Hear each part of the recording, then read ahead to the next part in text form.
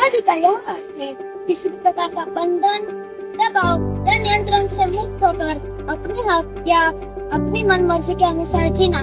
जैसे हमारा देश भी अंग्रेजों की बंधन और दबाव में था, तब हमारे क्रांतिकारियों ने मिलकर हमारे देश को उनकी गुलामी से छुड़ाया, उसे हम आजादी कहते हैं। जी नहीं, हम आज भी आजाद नहीं है, क्योंकि आज भी हम डर की गुलामी में जी रहे हैं। हम आज भी सुरक्षित नहीं है। कई प्रकार के डर से आज भी हम जी रहे हैं। अन्य देशों के आतंकवादियों का डर, गलत करने के पकड़े जाने और सजा मिलने का डर, हारने का डर, अंधेरे का डर, खौफ का डर, अकेलेपन का डर इत्यादि।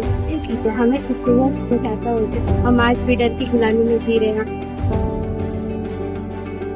गुलामी का दूसरा नाम मजबूरी है। हम कोई भी काम मजबूरी में करते हैं तो बोलते हैं कि यह काम मजबूरी में करना पड़ा। हम करना नहीं चाहते तो भी हमसे हो जाता है। गलत आदतों की शिक्षा में बन गए तो हमसे गलतियाँ हो जाती है। जो हम सोचते हैं हम दोबारा गलती में स्टार्ट हुए हैं, हम सोचते हैं कि दोबारा गलती नहीं है, तभी हमसे बार बार गलतियाँ हो जाती है कि हम पाप के गुलाम हैं। और क्या आप जानते हो इसका परिणाम क्या होता है? एक बिगड़ा हुआ फल एक अच्छे फल को बिगाड़ डालती है। ऐसा कहा जाता है कि बुरी संगति अच्छे चरित्र को बिगाड़ डालती है। इस पश्चात बिगड़ते आखिर में उसका परिणाम मौत की सजा होती है।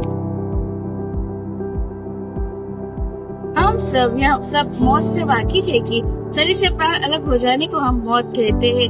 हम सब यहाँ सोचेंगे मौत तो सबको आता है, लेकिन हम दूसरे के बारे में आपसे कहना चाहते हैं। जिस प्रकार शरीर प्राण से अलग हो जाता है, उसी प्रकार एक मनुष्य पाप में मरने के कारण परमेश्वर से अलग हो जाता है, उसे दूसरी मृत्यु कहते हैं। नरक को भी दूसरी मृत्यु के नाम से जाना जाता है। ये है पाप की गुलामी का परिणाम।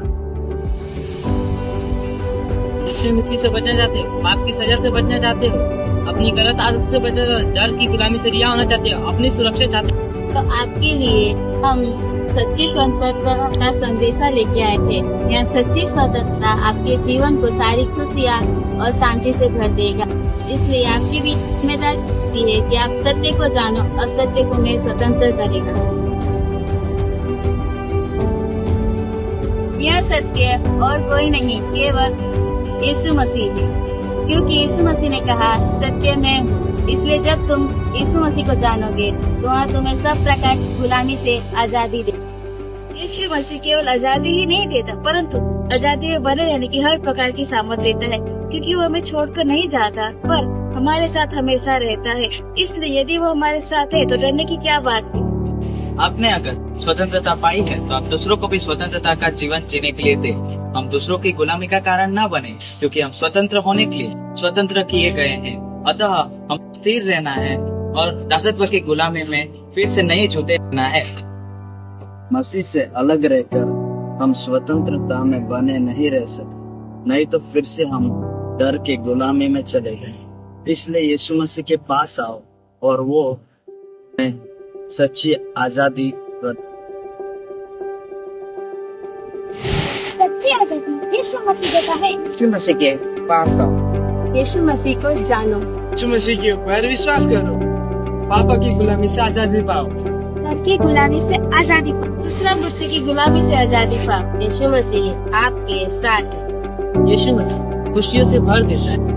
यीशु मसीह शांति से भरता है। यीशु मसीह सामर्थ देता है। उनके जियो और जीने दो। अजीम मंडली की ओर से आप सभी देशवासियों को